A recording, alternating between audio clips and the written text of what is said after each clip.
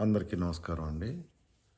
శాసనసభ ఎన్నికలు సక్సెస్‌ఫుల్‌గా కంప్లీట్ అయిపోయాయి కాబట్టి, ఇప్పుడు ఏ పార్టీ అధికారంలోకి రావటానికి అవకాశం ఉంది? ఏ పార్టీ అధికారంలోకి వస్తే వాళ్ళ విధానాలు ఎలాగుంటాయి? ఆ విధానాల వల్ల ప్రజల జీవితాలు ఎలా బాగుపడతాయి? లేకపోతే ఎలా చెడిపోతాయి? అనేది ఒక చిన్న విశ్లేషణ చేసుకుందాం. ఎందుకంటే లాస్ట్ 5 ఇయర్స్‌లో వైసీపీ ప్రభుత్వాన్ని, వాళ్ళ విధానాలని అన్నిటినీ మనం ప్రత్యక్షంగా చూసాం, అనుభవించాం కాబట్టి, ఇప్పుడు వాళ్ళ మీద మనకు ఒక అంచనా ఉంది. వాళ్ళొస్తే ఏం చేస్తారు? ఇప్పుడు దాకా ఏం చేశారు? ఇక ముందు ఏం చేస్తారనేది. ఇప్పుడు ఒకవేళ మళ్ళీ వైసీపీ అనేది అధికారంలోకి వస్తే, ఇలా ఎందుకంటున్నానంటే, అసలు కొన్ని ఊహలే చాలా దరిద్రంగాను, చాలా భరించరానివిగా ఉంటాయి. అసలు వైసీపీ రెండోసారి అధికారానికి రావటం అనేదే ఒక నైట్‌మేర్.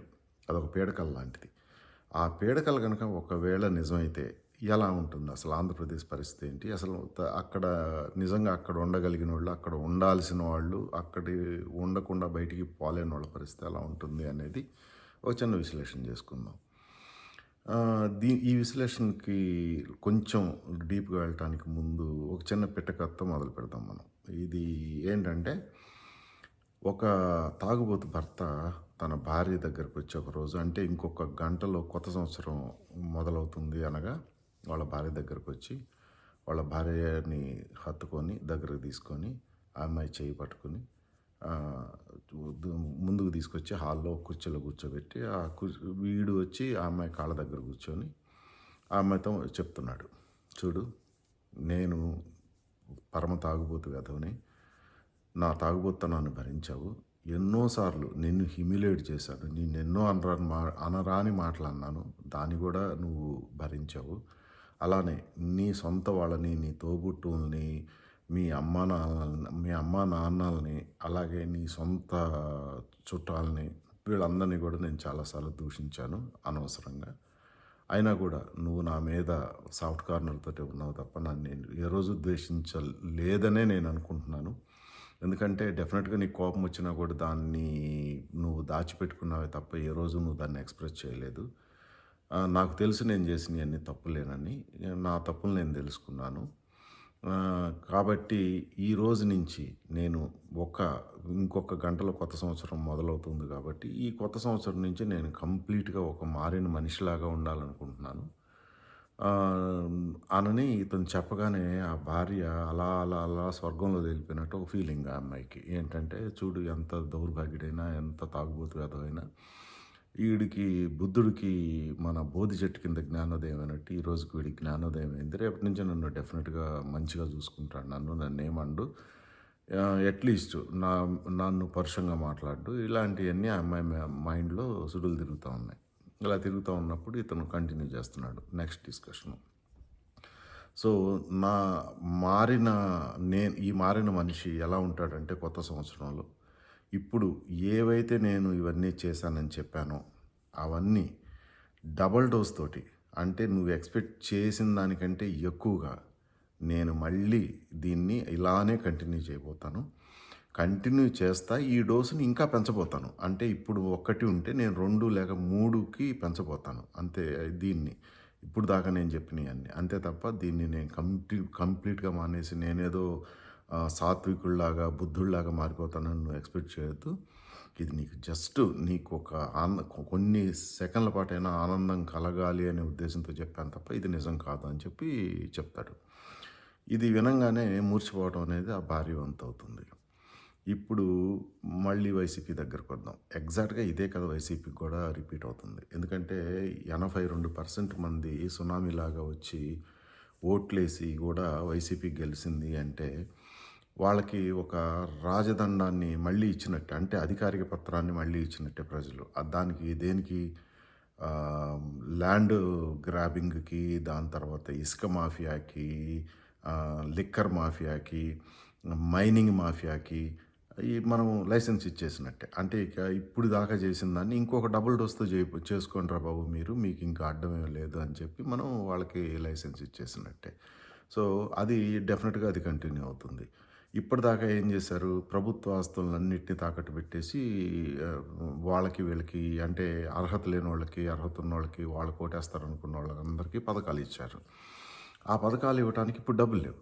ఎందుకంటే చంద్రబాబు దిగిపోయే రోజుకి ఆంధ్రప్రదేశ్ అప్పు అంటే 2019కి చీపో సర్కార్ వచ్చే రోజుకి 2,70,000 కోట్ల రూపాయల అప్పు ఉంటే ఈరోజు 13,00,000 కోట్ల రూపాయల అప్పు ఉంది. అంటే దగ్గర దగ్గర 10,00,000 కోట్ల రూపాయల పైన వీళ్ళు అప్పు చేశారు.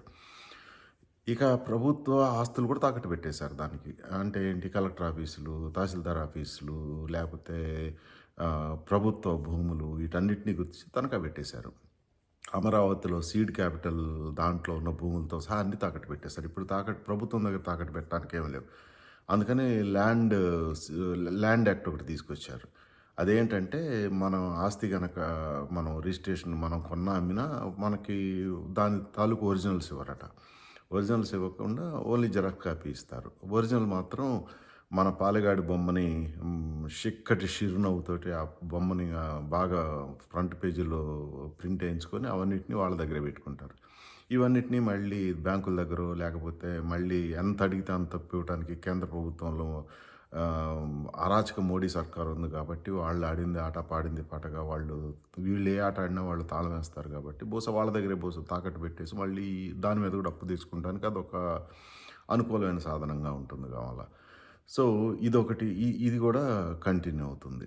సో ఇప్పటిదాకా ఇంకొకటి ఏంటంటే ముందు ఆంధ్రప్రదేశ్ అంటే అభివృద్ధి, ఆంధ్రప్రదేశ్ అంటే చైతన్యం. అలాంటి అభివృద్ధిని చైతన్యాన్ని రెండింటిని చంపేశారు వీళ్ళు.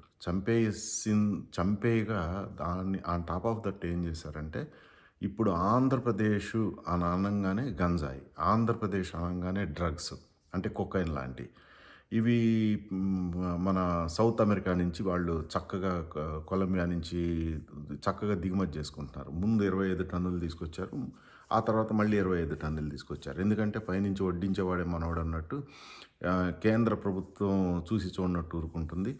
అక్కడ పోర్టు కూడా గుజరాతీ వాడిదే కాబట్టి అదానిదే కాబట్టి ఇంకా అదానికి వీళ్ళే పోర్టులు కట్టబెట్టారు కాబట్టి ఇంకా వీళ్ళు ఏం తీసుకొచ్చుకున్నా అడగడానికి అక్కడ ఎవరు లేరు. అది డ్రగ్స్ తెచ్చుకోవచ్చు, లేకపోతే వెపన్స్ తెచ్చుకోవచ్చు, ఏం తెచ్చుకున్నా కూడా అడగడానికి ఎవరు లేరు కాబట్టి వీళ్ళు ఆడింది ఆట పాడిందే పాట, ఇష్టరాజ్యం అనమాట. ఇప్పుడు మనకి ఆంధ్రప్రదేశ్ అంటే అభివృద్ధి, ఆంధ్రప్రదేశ్ అంటే చైతన్యం పోయి ఆంధ్రప్రదేశ్ అంటే ఇప్పుడు డ్రగ్స్ క్యాపిటల్, అరాచక క్యాపిటల్, డ్రగ్స్ క్యాపిటల్, ఇలా మీరు ఎన్ని ముద్దు పేర్లైనా పెట్టుకోవచ్చు ఇప్పుడు. సో ఇవన్నీ కంటిన్యూ అవుతాయి.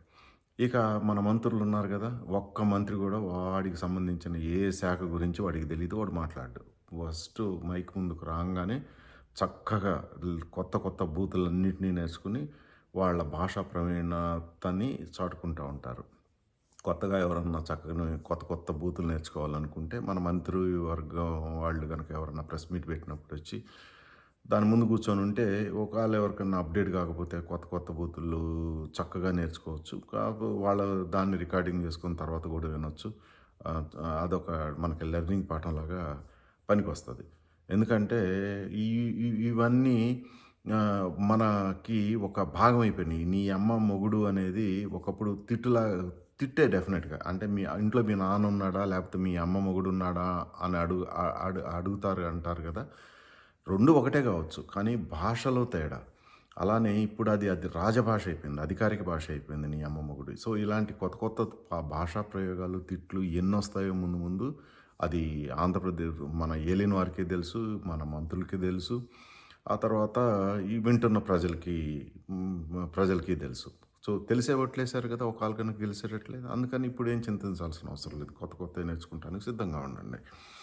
ఇక దాని తర్వాత ఇప్పుడు దాకా ఉన్న పరిశ్రమలన్నింటినీ వెలగొట్టారు కాబట్టి, అంటే అమర్ రాజాని, హెచ్ఎస్బిసిని, లులులు ఇలాంటి చాలా పరిశ్రమలు నిలగొట్టారు. అలాగనే కియా చుట్టుపక్కల ఉన్న ఎన్నో అనుబంధ పరిశ్రమలన్నింటినీ సక్సెస్ఫుల్గా ఈ రాష్ట్రం నుంచి ఎలగొట్టేశారు.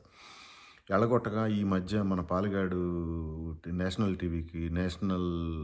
టీవీతో మాట్లాడుతా పెద్ద పెద్ద పరిశ్రమలు వస్తే ఏమొస్తుంది, మనకి మటన్ కొట్లు, చికెన్ కొట్లు కనుక పెట్టుకునేటట్లయితే ఎక్కువ మందికి ఉపాధి దొరుకుతుందని చెప్పగలిగిన ఒక గొప్ప ఫస్ట్ క్లాస్ స్టూడెంట్ని మన వాళ్ళు ముఖ్యమంత్రిగా ఎన్నుకున్నారు కాబట్టి ఇంకా వాటి గురించి కూడా మనకేం పెద్ద ఇది లేదు. ఎందుకంటే బీటెక్ చదువుకున్నవాడికి 5,000 రూపాయలు గ్రామ వాలంటీర్ ఉద్యోగం ఇచ్చానని వీళ్ళు గొప్పగా చెప్తున్నారు కాబట్టి అది ప్రజలకు సమ్మతం కాబట్టి ఓట్లు వేశారు కాబట్టి దాని గురించి కూడా మనం అడగటానికి ఏం లేదు. ఆ రకంగా కూడా వాళ్ళకి మనం ఇది చేసినట్టు అంటే ప్రభుత్వానికి మనం ప్రజలు సహాయం చేసినట్టే. ఇక యాజ్ యూజువల్గా డ్రామాలు కంటిన్యూ అవుతాయి. కోడికత్తి డ్రామా, బాబాయ్ గొడ్డలిపోటు, దాని తర్వాత గులకరాయి డ్రామా ఇలాంటివన్నీ కంటిన్యూ అవుతాయి. సో స్వీయ కాస్ట్ మీద విపరీతమైన ప్రేమ, ఎదురి కులాల మీద విపరీతమైన ద్వేషం, కులాల మధ్య విద్వేషం, ప్రాంతాల మధ్య విద్వేషం ఇవన్నీ కూడా కంటిన్యూ అవుతాయి. వీటికి కూడా ప్రజలు సిద్ధపడ్డారని అనుకోవచ్చు. ఇక దాని తర్వాత కొంతమందికి మన రాష్ట్రాన్ని రాసిచ్చేశాడు. అంటే మన పాలెగాడికి పెదపాలేరు లాంటి వాళ్ళు అనమాట వీళ్ళంతా.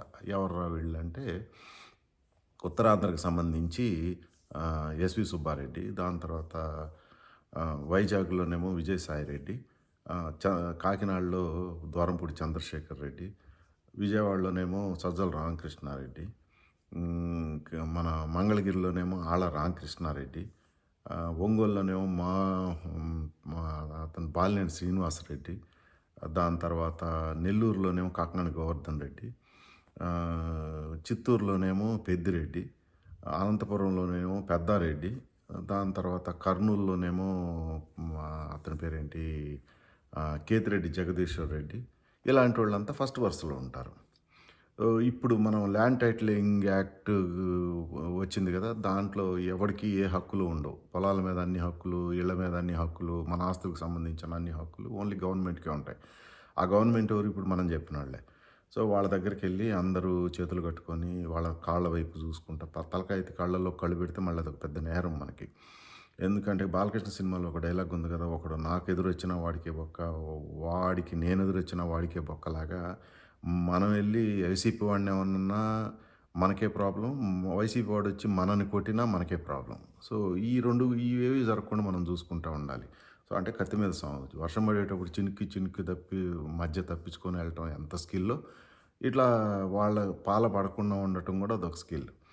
కాబట్టి ఇవన్నిటిని ఇక వీళ్ళకి ఇప్పుడు మనం చెప్పుకున్న వాళ్ళందరికీ ఇంకొక కింద వరుసలో ఇంకొక గ్యాంగ్ ఉంటుంది. ఆ గ్యాంగ్ ఏంట్రా అంటే మన గుడివాడ గుట్కాగాడు, గన్నవరం గూట్లేగాడు, గుణదల గాండుగాడు, దాని తర్వాత ఇక్కడికి వస్తే నెల్లూరులో అనిల్ కుమార్ యాదవ్,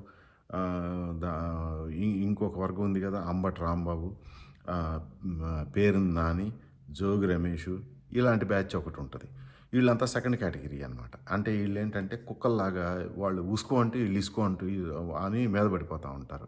వీళ్ళకి ఉచ్చం, నీచం, విచక్షణ ఇలాంటివన్నీ ఏమి ఉండవు. ఎందుకంటే వాళ్ళు తిట్టేదే బూతులు కాబట్టి ఇక వాళ్ళు యాజ్ యూజువల్గా జనం మీద పడి తిడుతూ ఉంటారు, లేకపోతే కొడతా ఉంటారు. ఇక ఏలేని వారి ఇష్టం అనుకోండి, దానికి కూడా మనం లైసెన్స్ ఇచ్చేసినట్టే.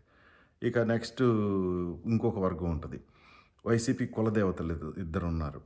ఇప్పుడు ఈ మధ్య 3వ ఆమె జాయిన్ అయింది. వాళ్ళు ఎవరు అంటే ఒక ఆమె శ్రీరెడ్డి, రోజా, దాని తర్వాత ఈ మధ్య యాంకర్ శ్యామల. వీళ్ళల్లో శ్రీరెడ్డి, రోజా వీళ్ళు ఎటువంటి భాష మాట్లాడతారో టీవీ చూసే ప్రతి ఒక్కళ్ళకి, న్యూస్ ఫాలో అయ్యే ప్రతి ఒక్కళ్ళకి ఒక ఐడియా ఉంది. ఎందుకంటే వీళ్ళు టీవీ ముందుకు వస్తే వీళ్ళు మాట్లాడే భాష కనుక ఎవరన్నా వింటే, అంటే మగవాళ్ళు ఎవరన్నా కూర్చొని ఉన్నప్పుడు 10 మంది కూర్చొని ఉన్నప్పుడు వీడేంట్రా మరి ఇంత బోకువెదవలాగున్నాడు అని అంటారు కదా, అటువంటి వెధవ ఎవడన్నా ఉంటే వాడు కూడా సిగ్గుపడతాడు. ఏంట్రా వీళ్ళు మాట్లాడే దాంట్లో కనీసం 1% కూడా మనం మాట్లాడలేకపోతున్నామే, మనం ఇంత వెనకబడిపోయామేంట్రా అని ఫీల్ అయ్యేలాగా వీళ్ళ భాష ఉంటుంది. వీళ్ళ భాషా ప్రవీణతకి ఒక కొలమానం అనేది లేదు. ఉచ్చం, నీచం ఇలాంటి సభ్యత, సంస్కారం ఇలాంటి పదాలన్నీ చాలా దూరం మనకి. ఎవడి మీదైనా సరే ఇడుచుకు పడిపోవటం, ఎవరినైనా సరే బూతులు తిట్టడం అనేది వీళ్ళ నైజం. వీళ్ళని ఈ పార్టీ వాళ్ళ అరాచకాలని వీటన్నిటినీ, అంటే వీళ్ళ అరాచకాలను కప్పిపుచ్చి వీళ్ళని వెనకేసుకొచ్చి వీళ్ళని పాజిటివ్గా ప్రమోట్ చేయడానికి ఒక వర్గం ఉంది. ఇంకొక వర్గం అదేంటంటే కూలీ నీలి మీడియా. అదేంటో మీ అందరికీ తెలుసు కదా, కూలీ నీలి మీడియా. ముందు వీడియోల్లో అవి కూడా చూద్దాం. ఆ కూలీ మీడియా ఏంటి, నీలి మీడియా ఏంటి, అసలు బ్లూ మీడియా ఏంటి, ఎల్లో మీడియా ఏంటి కూడా మనం డిస్కస్ చేద్దాం. సో ఇప్పటికీ కూలీ నీలి మీడియా వీళ్ళని సపోర్ట్ చేయడం కోసం వాళ్ళ శాయశక్తులన్నింటినీ ధారపోస్తూ ఉంటారు. ఈ ధారపోసే క్రమంలో ఏం చేస్తారంటే మేధావుల ముసుగులో కొంతమందిని తీసుకొస్తారు. ఆ మేధావుల ముసుగులో ప్రధానంగా చెప్పుకోవాల్సింది ఓ ముగ్గురు ఉంటారు. అంటే వీళ్ళు తటస్థులు అనుకుంటారు చాలామంది. అందులో ప్రొఫెసర్ నాగేశ్వర్ ఒకడు, దాని తర్వాత జర్నలిస్ట్ సాయి ఒకడు, దాని తర్వాత తెలకపల్లి రవి ఒకడు. వీళ్ళ ముగ్గురు. వీళ్ళ ముగ్గురు తటస్థుల ముసుగులో వైసీపీకి కండువా లేని కార్యకర్తల్లాగా వీళ్ళని వెనకేసుకొస్తా ఉంటారు. అంటే వీళ్ళెలా అంటే వీళ్ళు చెప్పింది అన్నీ చాలా కంఫర్టబుల్‌గా ఎదుటోళ్ళని నమ్మించేలాగా వీళ్ళు చెప్పడానికి ట్రై చేస్తారు. కానీ ఈ మధ్య ముసుగులు తీసేశారు. ఎందుకంటే కంప్లీటు అంటే ఇంతకుముందు కనపడి కనపడకుండా ఉండేలాగా ఉండేది. ఈ మధ్య ఎందుకంటే అన్నీ వదిలేశారు. అన్నీ వదిలేసి కంప్లీట్ వైసీపీ కండువా వేసుకొని వైసీపీ లాగానే మాట్లాడుతున్నారు. అందుకని వీళ్ళు తటస్థుల ముసుగులో ఉండే ఇదొక వర్గం. దీనికి ఇంకొక వర్గం ఉంది. వాళ్ళేంటంటే మేము జర్నలిస్టులమి మమ్మల్ని ఎవరు ఏమనకూడదనేది ఇంకొక వర్గం.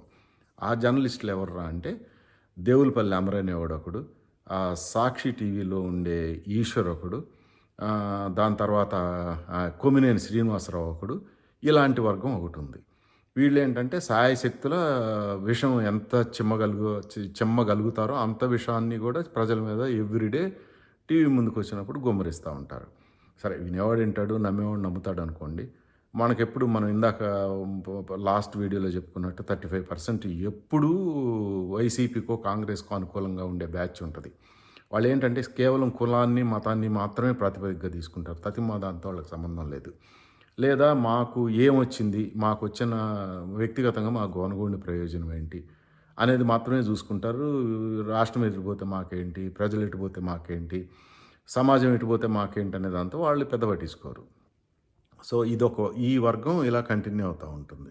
ఈ వర్గం ఇలా కంటిన్యూ అయ్యేటప్పుడు ఏమవుతుందంటే ఇవన్నిటినీ అంటే ఇది ఎలా అంటే ఈ వర్గాలన్నీ ఎలా పనిచేస్తాయంటే తీవ్రవాద గ్రూపులు ఉంటాయి కదా, అంటే first level, second level, third level. ఇప్పుడు మనం ఒక తీవ్రవాద నాయకుడిని ఉన్న గలవాలి అంటే మన సినిమాల్లో చూపిస్తారు కదా, చాలా 4-3 అంచెలు దాటుకొని వెళ్ళాలి కదా.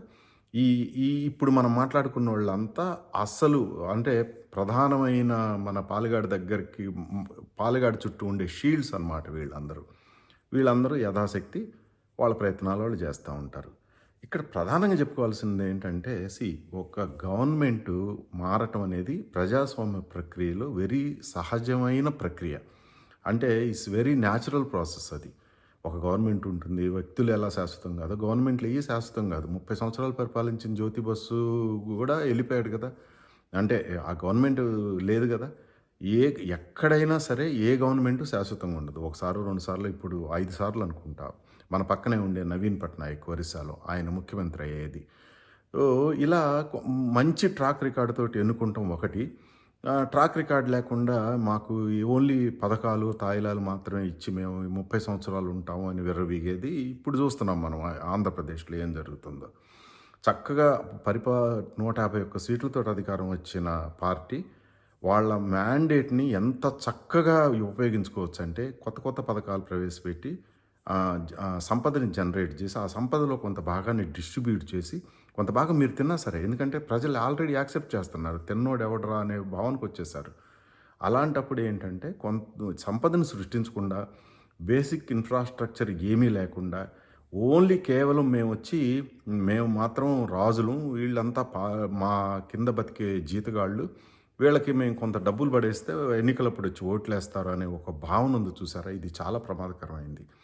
ఎన్నో కోట్ల మంది త్యాగాల ఫలితం ఈరోజు మనం అనుభవించే ఈ స్వాతంత్రానికి అర్థం తెలియకుండా మనం ఇటువంటి దౌర్భాగ్యాలను కనుక సపోర్ట్ చేస్తే ఈ దేశం ఏమైపోద్దో ఆలోచించండి ఒక్కసారి. ఇందులో ప్రధానంగా యువత మేల్కోవాలి. యువత కనుక మేల్కోకపోతే ఈ సమాజం కంప్లీట్గా రూయిన్ అయిపోవడానికి ఛాన్స్ ఉంది. అంటే కంప్లీట్ నాశనం అయిపోవటానికే ఛాన్స్ ఉంది. ఎందుకంటే మనం కులాల పిచ్చిలోనో, మతాల పిచ్చిలోనో, లేకపోతే ప్రాంతాల పిచ్చిలోనే పడేసి మన గమ్యాన్ని, మన ఎంటిటీని కనుక మర్చిపోయేటట్లయితే అది మన అభ్యున్నతికే కాదు, సమాజ విచ్ఛిన్నానికి కూడా దారితీస్తుంది. సో ప్రజల కంటే ముఖ్యంగా యువత మేల్కోండి. మీరు 5,000 రూపాయలకి అంటే ఒక వ్యక్తి మైక్రోసాఫ్ట్ని తీసుకొచ్చి మీకు ఉద్యోగాలు ఇప్పించిన వ్యక్తి కావాలా, మటన్ కొట్లు పెట్టి మీకు ఉద్యోగాలు ఇచ్చేవాడు కావాలో మనం తేల్చుకోవాల్సిన సమయం ఇది. లేదు మనకు మటన్ కొట్లే గొప్ప అనుకుంటే మనం చేయగలిగింది ఏం లేదు.